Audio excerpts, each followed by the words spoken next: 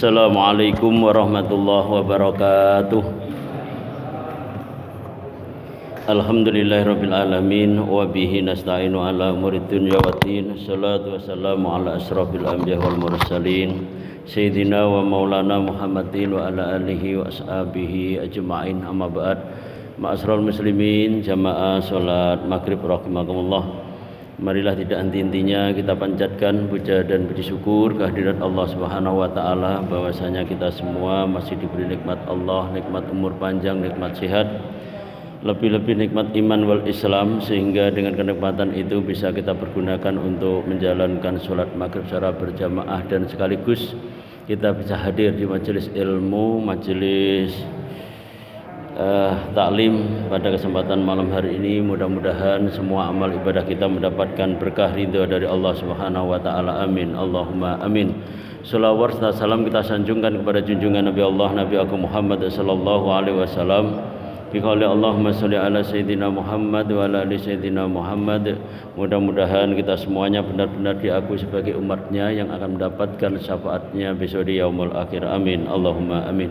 Bapak Ibu hadirin hadirat rahimakumullah, alhamdulillah kita masih bersama dengan guru kita, beliau Al-Ustaz Haji Muhammad Arif Rahman LC MA, yang pada kesempatan malam hari ini melanjutkan kajian tentang dua mata yang tidak tersentuh oleh api neraka.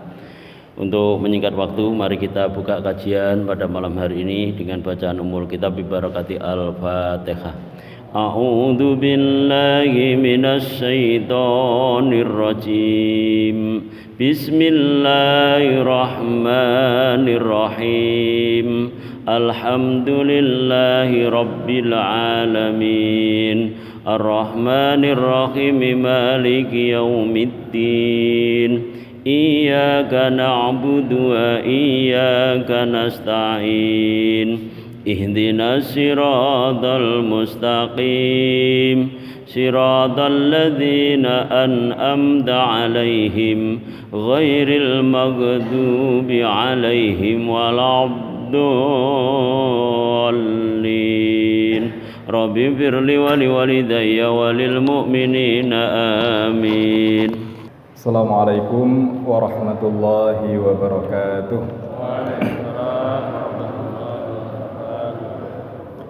Alhamdulillahi rabbil alamin wa bihi nasta'inu ala umurid dunya waddin, wassalatu wassalamu ala asyrafil anbiya'i wal mursalin wa ala alihi wa ashabihi ajma'in. Qala Allah ta'ala fil Qur'anil Karim, a'udzu billahi minasy syaithanir rajim. Ya ayyuhalladzina amanu taqullaha haqqa tuqatih wa la tamutunna illa wa antum muslimun. Amma ba'd. Bapak-bapak, ibu-ibu yang dirahmati Allah, pertama-tama marilah pada kesempatan yang mulia ini, di tempat yang mulia ini, tidak henti kita bersyukur kepada Allah Subhanahu wa taala atas nikmat yang Allah berikan. Nikmat kesehatan, nikmat kesempatan, terutama nikmat iman dan Islam. Nikmat itulah yang kemudian mendorong kita untuk mudah langkah kita menuju rumah Allah ini, melaksanakan ibadah. Iman dan Islam itu pula yang memudahkan kita untuk melaksanakan atau berbuat kebaikan, untuk melakukan amal soleh. Tanpa adanya iman dan Islam dan iman kita, maka banyak hal di dunia ini menjadi berat, apalagi yang namanya kebaikan. Oleh karena itu, pantas bagi kita untuk selalu bersyukur kepada Allah Subhanahu wa taala. Kemudian salawat dan salam marilah kita sampaikan kepada junjungan kita Nabi Muhammad sallallahu alaihi wasallam, yang telah memberikan banyak contoh dalam kehidupan, tidak lain agar dunia dan akhirat kita ini bahagia, agar kita selamat dalam menjalani kehidupan di dunia ini dan juga selamat ketika berada di hadapan Allah di pengadilannya nanti di akhirat. Bapak Ibu yang dirahmati Allah, pada kesempatan malam hari ini kita masih membahas hadis yang terkait dengan dua hal. Ternyata setelah dipetani dalam kitab-kitab hadis, Rasulullah menyampaikan tentang dua itu banyak sekali. Saya ada buku itu hanya ada 5 atau 7. Ternyata setelah dicari, ternyata masya Allah masih banyak banyak sekali Rasulullah menjelaskan masalah dua hal itu. Dan ini memudahkan kita untuk memahami. Di sini Rasulullah Shallallahu Alaihi Wasallam menjelaskan tentang dua mata yang tidak tersentuh api neraka. Nah, penjelasannya seperti apa? Sebagaimana biasa kita baca bersama-sama dulu sabda Rasulullah, kemudian artinya, dan kemudian setelah itu penjelasan. Bismillahirrahmanirrahim. An Ibni Abbas radhiyallahu anhuma qala sami'tu Rasulullah sallallahu alaihi wasallam yaqul ainani la tamassahuma. Itu mohon maaf di tulisan salah. Bukan tamassu tapi tamassa. La tamassahuma annar. Ainun bakat min khasyatillah wa ainun batat tahrusu fi sabilillah. Yang artinya dari Ibnu Abbas. Ibnu Abbas ini adalah Abdullah bin Abbas bin Abdul Muthalib. Dari sahabat Abdullah bin Abbas bin Abdul Muthalib radhiyallahu anhuma. Jadi beliau ini apa? Paman Rasulullah. Sepupu ya? Ya, sepupu Rasulullah. Dan Abdullah bin Abbas ini ketika masih kecil didoakan oleh Nabi. Jadi ketika masih kecil didoakan oleh Nabi, Allahumma faqihhu fiddin wa 'allimhu ta'wil. Ya Allah, pahamkan dia tentang agama ini dan ajarkan dia tentang takwil, tentang tafsir Al-Qur'an. Maka Abdullah bin Abbas ini meskipun usianya sangat muda, menjadi rujukan para sahabat senior. Jadi sampai-sampai Abu Bakar As-Siddiq itu menjadikan Abdullah bin Abbas ini dalam ayat-ayat tertentu untuk menjelaskan. Nah, itu salah satu keistimewaan dari Abdullah bin Abbas. Dan salah satu tafsir Al-Qur'an yang paling tua adalah tafsir Al-Qur'an, tafsir Ibnu Abbas, meskipun tidak lengkap. Beliau berkata, aku mendengar Rasulullah Sallallahu Alaihi Wasallam bersabda. Jadi Abdullah bin Abbas ini mendengar langsung Rasulullah bersabda. Apa kata Nabi? Dua mata tidak disentuh api neraka, yaitu mata yang menangis karena takut kepada Allah dan mata yang terjaga dalam rangka penjagaan di jalan Allah. Jadi Bapak Ibu yang dirahmati Allah, penjelasannya begini. Ainani, dua mata, bukan berarti yang selamat atau yang tidak disentuh oleh api neraka itu dua matanya. Tetapi ini bisa menunjukkan seperti ini. Ainani, dua mata itu maksudnya sahibul ain, yang mempunyai mata. Siapa yang mempunyai mata? Ya manusia. Atau bisa juga mempunyai makna ainani, dua mata itu adalah ada dua amalan yang dilakukan oleh mata yang menyebabkan yang menyebabkan kita yang punya mata itu tidak tersentuh api neraka. Nah, dan di sini nanti menjelaskan ada dua hal yang dilakukan oleh mata kita yang menjadikan kita dijauhkan dari api neraka. Dari potongan ini pula bisa menjadi bisa kita mengambil sebuah kesimpulan bahwasanya seluruh anggota tubuh kita, mata, telinga, lisan, tangan, kaki, bahkan perut dan lain sebagainya, itu bisa mendatangkan pahala masing-masing. Ini hanya 2 mata bisa menyelamatkan kita dari api neraka. Dalam hadis yang lain ini dua juga Rasulullah menyampaikan, aku jamin kalian surga asal kamu bisa menjamin 2 anggota tubuhmu ini lepas dari dosa. Nah, penjelasan nanti di waktu yang lain, karena hadisnya hadis 2 juga. Nah, di sini mata. Karena mata ini kemudian bisa menyelamatkan kita. Oleh karena itu, Bapak Ibu yang dirahmati Allah, mata ini yang kemudian, amalan mata ini yang kemudian menyelamatkan kita di hadapan Allah, menyelamatkan kita dari api neraka itu apa? Penjelasannya ada di sini. Dan ini bagian dari realisasi dari doa kita kepada Allah, Rabbana atina fid dunya hasanah wa fil akhirati hasanah wa qina adzabannar. Kita minta sama Allah, ya Allah jauhkanlah kami dari api neraka. Bagaimana menjauhkan dari api neraka? Jawabannya salah satunya dari hadis ini. Kalau ingin jauh dari api neraka, maka mata yang sudah Allah berikan kepada kita, mari kita kerjakan di antaranya 2 pekerjaan ini. Nah, begitu. La tamassahuman nar, tidak menyentuh pada kedua mata itu api neraka. Apa saja?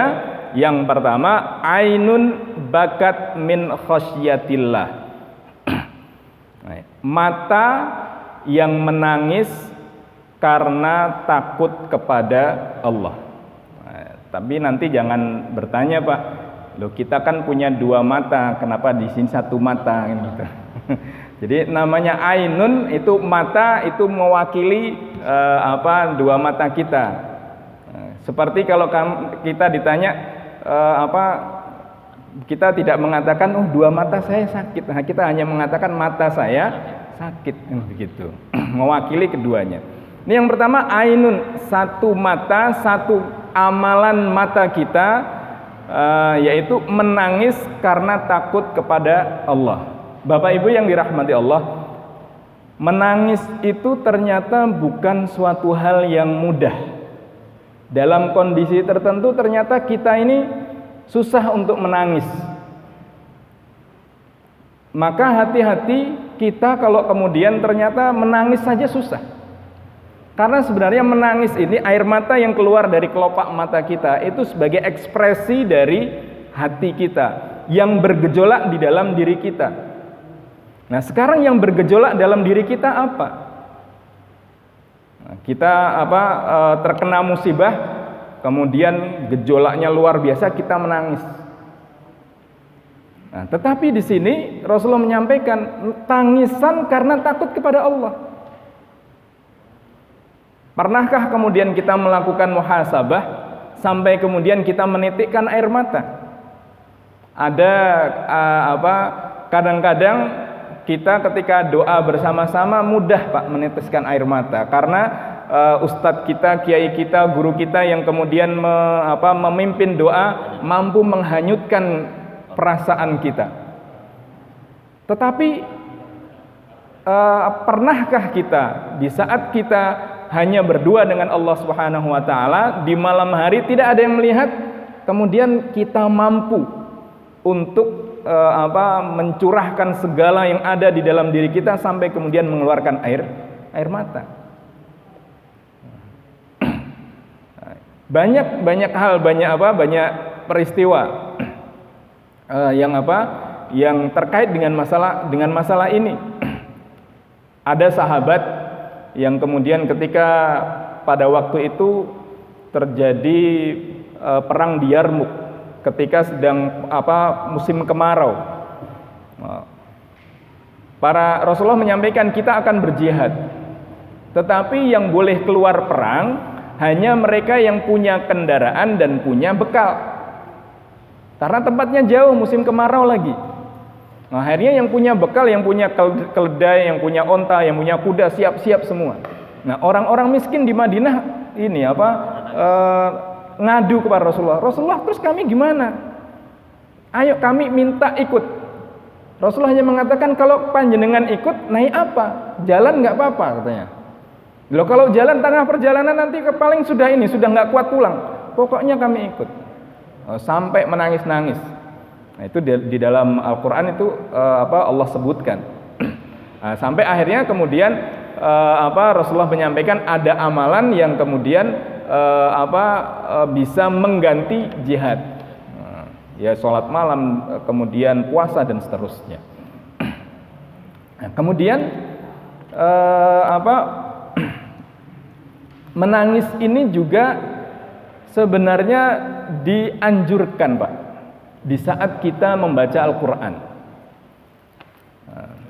Jadi ketika kita membaca Al-Quran itu juga disunnahkan, dianjurkan untuk menangis. Kalau kamu tidak bisa menangis, maka bagaimana caranya bisa menangis? Maka dari hal ini para ulama menyampaikan kalau membaca Al-Quran tidak diam, tetapi bersuara. Nah, saya bukan baca Al-Quran, melihat mushafnya kemudian gitu. Tetapi bersuara, meskipun minimal telinga kita yang mendengar. Nah, tidak harus kemudian kanan kiri kita yang mendengar, paling tidak telinga kita mendengar apa yang kita baca. Karena itu akan membawa nuansa kita menyatu dengan firman Allah itu. Dan memang, Pak, membaca Al-Qur'an itu baik membacanya atau mendengar mereka yang membaca Al-Qur'an itu akan mudah menyentuh hati kita. Maka kenapa sholat itu dianjurkan berjamaah? Nah, karena bisa mendengar imam yang membaca Al-Quran. Dan sebenarnya ketika kita sholat sendiri itu juga dibolehkan ketika panjenengan sholat di rumah, sholat sunnah atau tidak sempat ke masjid. Ketika sholat dikeraskan sedikit, disuarakan. Allahu Akbar. Bismillahirrahmanirrahim. Alhamdulillahirabbil alamin. Sambil nun sewu latihan, Pak. Kita seperti awal-awal Covid tidak bisa ke masjid, kita harus sholat di rumah, kesempatan untuk berjamaah di rumah kan gitu. Kalau sudah terbiasa mengeluarkan suara di saat sholat, menjadi imam di rumah tidak akan kagok. Kalau nggak terbiasa nun sewu baca surat Al-Kafirun nggak selesai nanti. Atau baca surat At-Tin selesainya surat Al-Asr. Atau baca Al-Asr selesainya At-Tin kan gitu. Maka ada teman saya itu beliau kalau jadi imam menghindari Al-Kafirun, menghindari At-Tin dan Al-Asr, Pak. Kan bingung kalau baca kuliah nggak selesai lakum dinukumnya mana ini. Bapak Ibu yang dirahmati Allah. Di sini silahkan nanti panjenengan baca penjelasannya. Yang jelas Ibnu Qayyim Al-Jauzi beliau menyampaikan bahwasanya seseorang yang sulit untuk meneteskan air mata itu menjadi salah satu sebab salah satu tanda hatinya itu keras. Dan hati-hati dengan hati kita yang keras. Batu itu keras, tetapi sekeras-kerasnya batu ketika dia ditetesi tetesan air, meskipun satu hari dia akan berlubang. Tetapi hati yang keras itu akan semakin sulit untuk menerima kebenaran. Jadi hati yang keras akan sulit untuk menerima kebenaran. Oleh karena itu di dalam Al-Quran terkait dengan masalah hati itu bukan pembicaraan orang kafir lagi, tetapi orang munafik. Dia menolak kebenaran itu, meskipun kemudian mengaku, saya temanmu, tapi kebenaran dia tetap tidak akui. Sampai seperti itu. Jadi amalan yang pertama ini bisa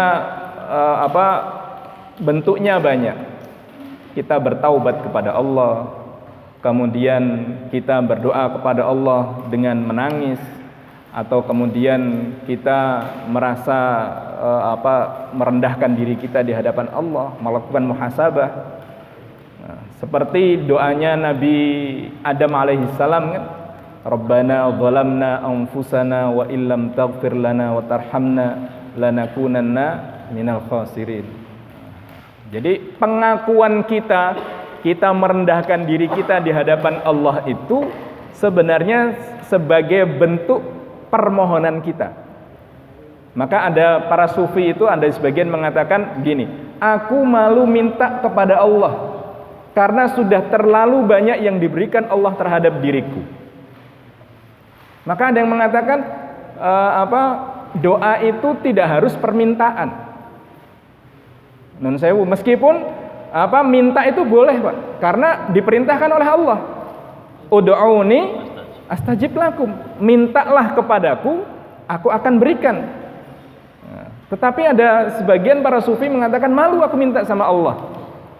Maka cara mereka minta kepada Allah itu dengan merendahkan diri dia atau dengan mengesahkan Allah. Hanya membaca la ilaha illallah wahdahu la syarikalah lahul mulku wa lahul hamdu wa huwa ala kulli syai'in qadir. Atau seperti doa Nabi Yunus. Nabi Yunus itu dimakan ikan. Kalau dalam Al-Qur'an itu sampai digambarkan kegelapan dalam kegelapan. Kegelapan perut ikan, kemudian dibawa ke dasar lautan, itu kegelapan lagi. Artinya kalau minta sama Allah tuh jaraknya terlalu jauh. Kalau kita kan di sini, Pak, di atas bumi. Minta sama Allah masih ketemu langit. Nah, Nabi Nuh itu, Nabi Yunus itu dalam ikan dibawa ke dasar lautan. Saya masih ingat ketika kemarin kapal selam apa itu?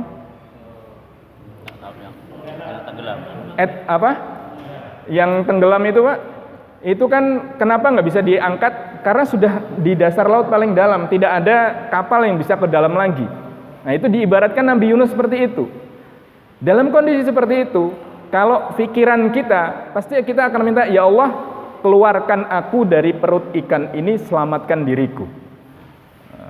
Tapi Nabi Yunus mengajarkan kepada kita, dan kemudian Allah sampaikan, wa kadzalika nunjil mu'minin, dan seperti itu pula kami menyelamatkan orang yang beriman. Nabi Yunus hanya meminta kepada Allah atau berdoa kepada Allah, la ilaha illa anta subhanaka inni kuntu minadz zalimin.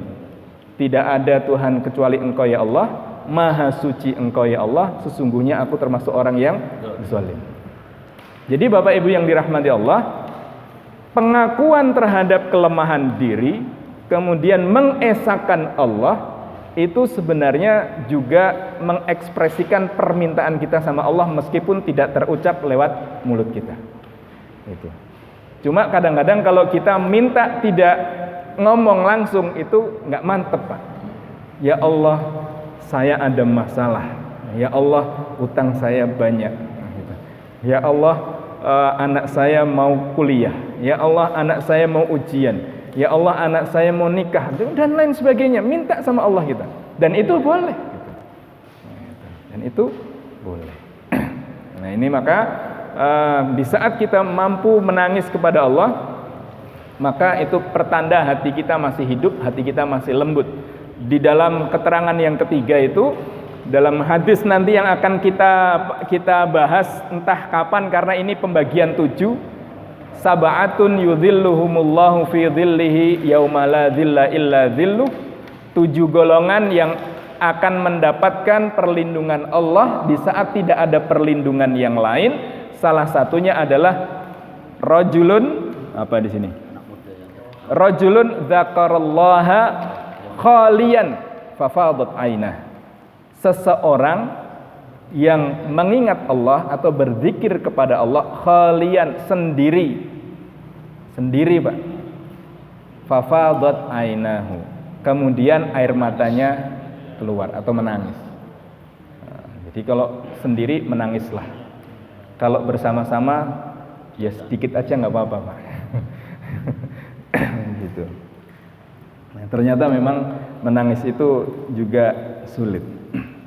Kemudian yang kedua, mata yang kedua yang menghindarkan pemiliknya dari api neraka adalah ainun batat. Mata batat itu yang terjaga. Batat itu kondisi yang lain tidur, ini belum tidur, begadang. Makanya saya ini mengartikan apa ya bahasa Indonesia nya, mau tak artikan begadang nggak enak Pak. Jadi mata yang begadang kan nggak ini.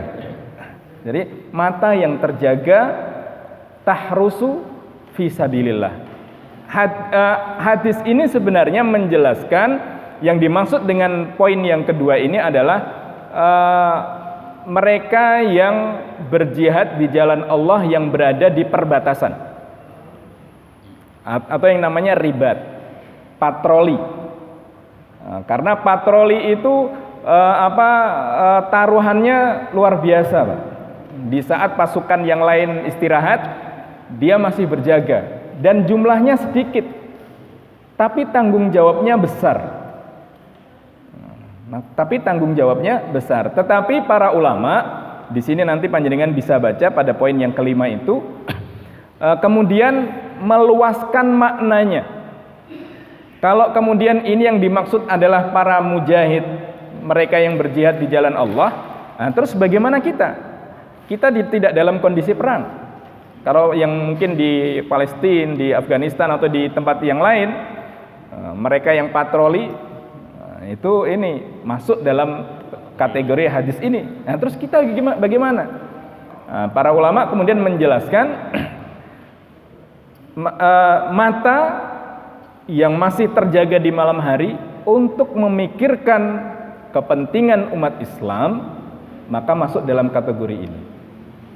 Nah, seperti apa? Mohon maaf Bapak Ibu yang dirahmati Allah, panitia misalnya. Misalnya kalau itu kaitannya dengan masjid, panitia pembangunan masjid, takmir. Nah, di saat yang lain istirahat masih rapat. Nah, kemudian panitia kurban. Di sini masih mikir besok pembagiannya seperti apa, 5 kilo, 4,5 atau 4 kilo gitu.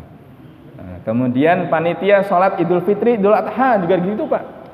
Di saat lainnya sedang istirahat, ini masih gelar kloso, kemudian buat soft. Panitia pembangunan sekolah misalnya, sama. Atau kemudian yang berada di organisasi Islam dengan banyak kegiatan, dan itu rata-rata namanya rapat itu malam karena siang kerja, rapat malam. Ketika semua yang kita lakukan dalam rangka pembelaan terhadap agama Allah ini dengan bentuk apapun, maka masuk dalam kategori ini. Di saat yang lainnya terlelap dengan mimpinya, kita masih berjaga untuk memikirkan agama Allah. Dan ini memotivasi kita Bapak Ibu yang dirahmati Allah. Kita mungkin pada kategori yang pertama bisa semua, tetapi masuk kategori kedua perlu kebersamaan.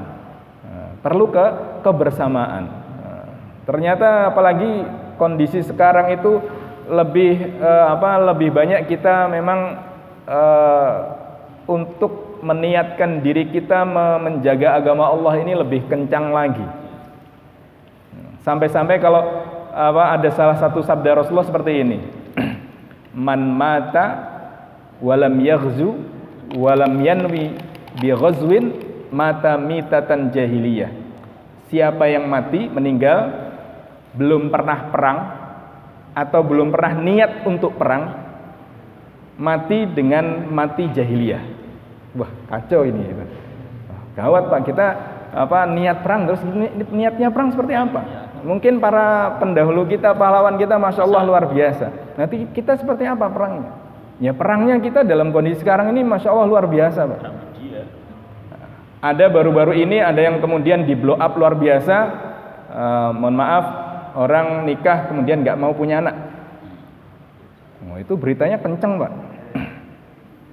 Belum lagi nanti LGBT, Belum lagi kemudian banyak hal. Dan itu kemudian muaranya sebenarnya tidak ingin mengeluarkan umat Islam dari agamanya, tapi sedikit demi sedikit kemudian ragu dengan ajaran agama Islam itu sendiri. Kita umat Islam ini ragu dengan ajaran agama Islam itu bagi mereka yang tidak beragama cukup, tidak harus keluar dari Islam. Kita ragu saja. Nah, itu. Wah, ini apa? Nanti masalah waris. Waris ini nggak adil ini. Kan perempuan kerja juga. Kenapa pembagiannya perempuan lebih sedikit? Nah, gitu.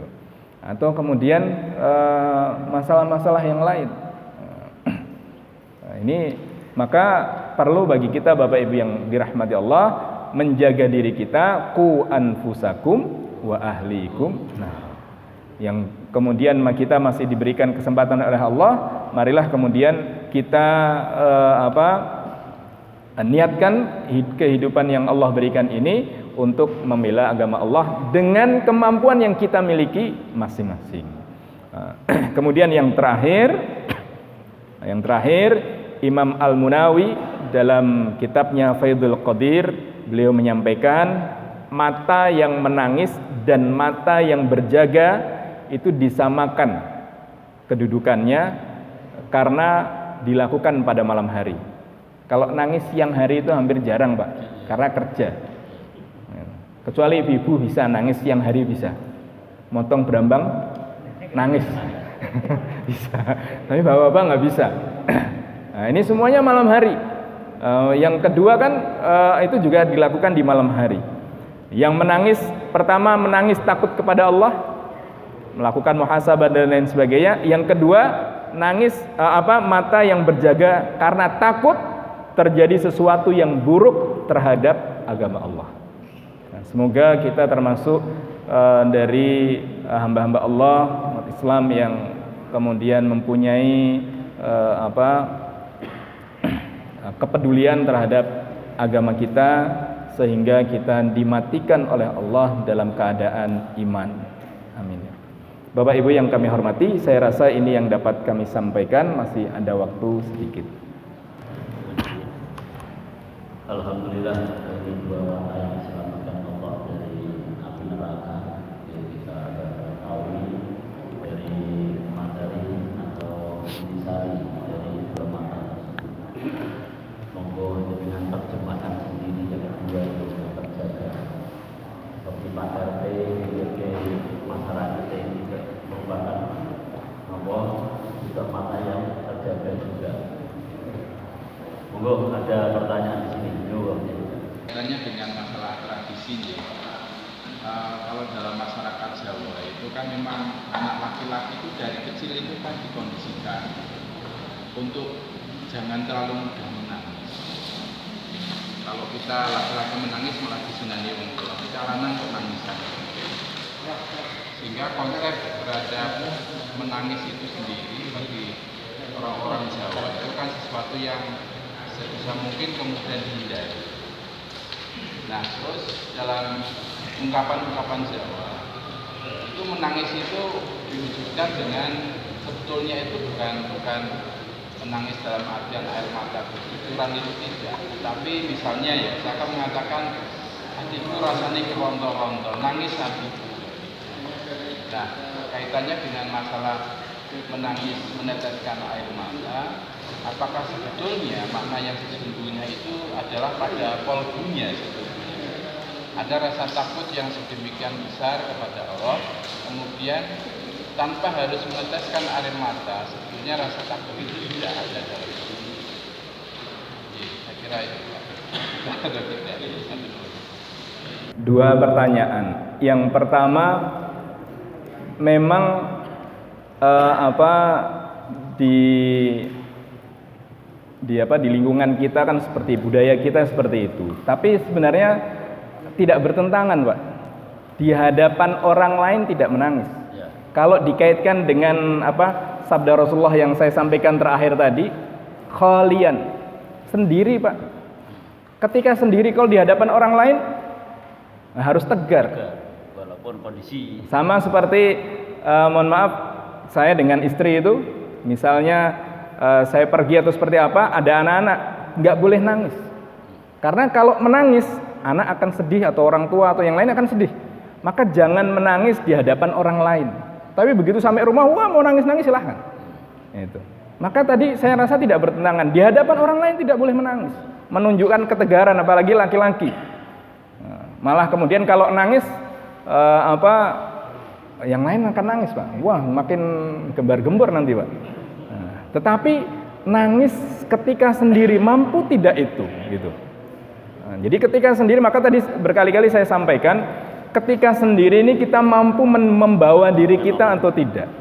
Ketika kita sendiri mampu kemudian berkomunikasi dengan Allah, berterus terang dengan Allah, itu secara sejujur-jujurnya bisa atau tidak. Nah, itu yang pertama. Kemudian yang kedua, ada sebuah doa gini. Mungkin ini sering dibaca nggih. Itu doa di sini juga saya sampaikan, saya singgung sedikit.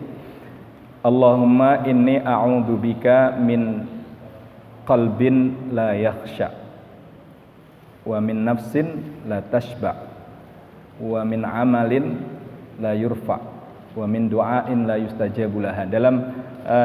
Dalam riwayat lain dikatakan wa min ainin la tadma. Rasulullah itu membedakan. Ya Allah, aku berlindung kepadamu pertama di sini min ilmin la yanfa wa qalbin la yakhsha, hati yang tidak bisa khusyuk. Kemudian yang kedua, dari mata yang tidak bisa menangis. Hati benar, Pak, tetapi mata itu sebagai ekspresi. Nah, mata sebagai ekspresi. Kalau kita bisa menangis, sebenarnya hati kita lembut. Nah, ini sekali lagi bukan di hadapan orang lain. Kita berusaha untuk menahan tangis kita di hadapan orang lain, ya. Nah, tetapi kemudian hati ini itu bisa keronto-ronto, bisa sakitnya luar biasa. Nah, tetapi kemudian kalau tidak bisa terekspresikan oleh mata kita, apalagi kemudian di hadapan orang lain, ini benar nggak gitu? Atau hanya ungkapan hati saya menangis, tetapi ternyata tidak sebenarnya. Maka sebenarnya ada hubungan antara hati dengan mata. Kalau memang hati kita kemudian menangis, sakit hati kita melihat banyak hal, melihat kemiskinan, melihat kezoliman, melihat ini bisa.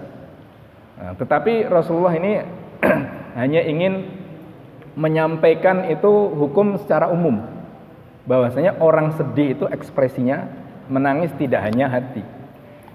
Saya rasa tidak bertentangan. Nah, hati ini ada, tapi nggak tahu kalau ada nggak orang menangis tapi hatinya tidak menangis. Ada kali, Pak, ya? Ada, Pak, ya? Mungkin pernah saya sampaikan ya, ini pada pertemuan sebelumnya di salah satu budaya di Mesir itu, di Timur Tengah, kalau ada yang meninggal, kemudian ada ibu-ibu didatangkan hanya untuk menangis, yang penting keluar air matanya ada. Betul, Pak. Jadi begitu, saya rasa tidak bertentangan.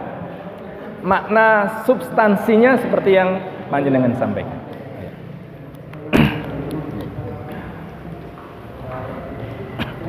Alhamdulillah, dari Allah kita bisa memahami dua mata ini. Mudah-mudahan dua mata kita ini atau golongan dua matanya yang dijaga oleh Allah, dan kita bisa menjaga mata kita ini dari dua masalah ini agar kita bisa selamat dunia dan akhirat. Jadi menangislah kita segala kita menyendiri di hadapan Allah. Ini pada waktu kita mengalami sesuatu yang sangat terpuruk, ini mesti mudah menangis di hadapan Allah. Mungkin bapak-bapak semuanya yang dipuji oleh Allah dengan sesuatu hal yang tidak mengenakan ini, mungkin mudah sekali untuk meneteskan air mata, bermunajat kepada Allah. Tapi manakala kita dipuji dengan suatu kemewahan atau kelebihan dari Allah, jarang yang bisa meneteskan air mata. Ya Allah, apa kula niki saged syukur dumateng panjenengan sing apa dumateng napa ingkang dipun balikan kepada kula. Niki jarang sekali. Oleh sebab itu, marilah mata kita gunakan untuk kita selamatkan dari siksa api neraka. Dengan kajian yang kita adakan ini, kita adakan rutin ini mudah-mudahan bisa menambah keimanan kita agar kita selamat di dunia dan akhirat. Mari kita jaga dengan kita tutup dengan kafaratul majlis. Subhanallahumma wa bihamdika, asyhadu an la ilaha illa anta, astaghfiruka wa atubu ilaik. Assalamualaikum warahmatullahi wabarakatuh. Terima kasih.